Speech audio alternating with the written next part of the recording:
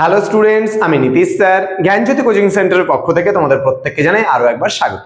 তো স্টুডেন্টস, আজকে আমি তোমাদের সঙ্গে যে বিষয়টি নিয়ে আলোচনা করব সেটা হচ্ছে উচ্চ মাধ্যমিক ইতিহাসের দ্বিতীয় অধ্যায়ের তোমাদের 2025-এ যে সমস্ত ছাত্রছাত্রীরা পরীক্ষা দিচ্ছ তাদের কিন্তু সাজেশনস। তো তোমাদের কিন্তু পুজো আগামী মাসে এবং পুজো শেষ হলেই দেখা যাচ্ছে যে আমাদের পরীক্ষা শুরু প্রায়, অর্থাৎ পুজোর শেষে কিন্তু আমরা কয়েকটা দিন মাত্র সময় পাবো পড়াশোনা করার জন্য এবং নভেম্বরেই কিন্তু আমাদের টেস্ট পরীক্ষা। এবং আজকে যে আমি সাজেশনটা দিচ্ছি সেটা টেস্ট প্লাস ফাইনাল পরীক্ষার কিন্তু সাজেশন, একেবারে 100% কমন দ্বিতীয় অধ্যায় থেকে যে প্রশ্নগুলো আজকে দেব।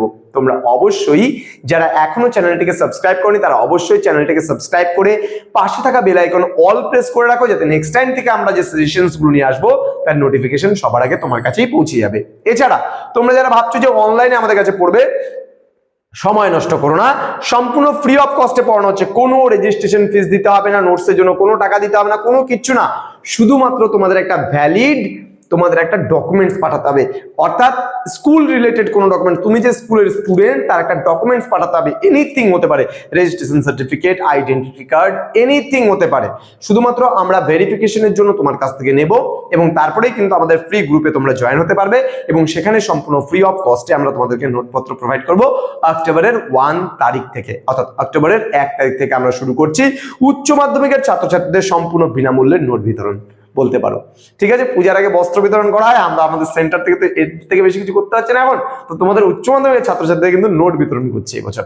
তো চলো দেরি করো না, শুরু হয়ে যাক আজকের আমাদের সাজেশনের ক্লাস। এবং তোমাদেরকে বলবো যদি জয়েন করতে চাও তাহলে এই নাম্বারে যোগাযোগ করতে পারো আমাদের সঙ্গে। চলো শুরু করছি।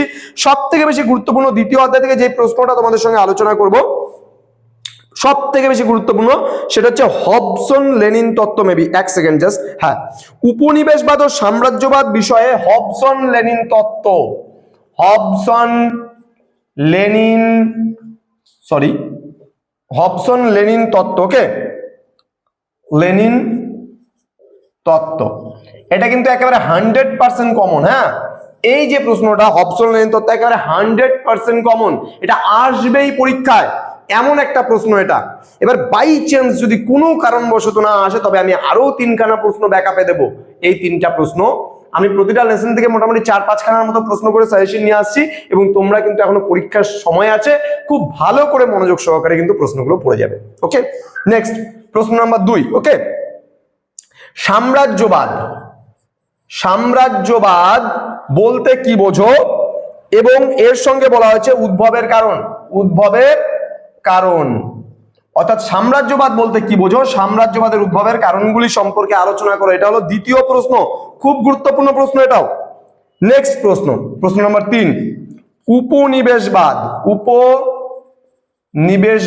বলতে কি বোঝো এবং উপনিবেশবাদের সঙ্গে সাম্রাজ্যবাদের সম্পর্ক। সাম্রাজ্যবাদ তো আগেই পড়ে নিয়েছো, তাহলে উপনিবেশবাদ পরে পড়ছো, উপনিবেশবাদ কাকে বলতে কি বোঝো এবং সাম্রাজ্যবাদ ও উপনিবেশবাদের সম্পর্ক, উপনিবেশবাদ, ওকে, সাম্রাজ্যবাদ এবং উপনিবেশবাদের মধ্যে সম্পর্ক।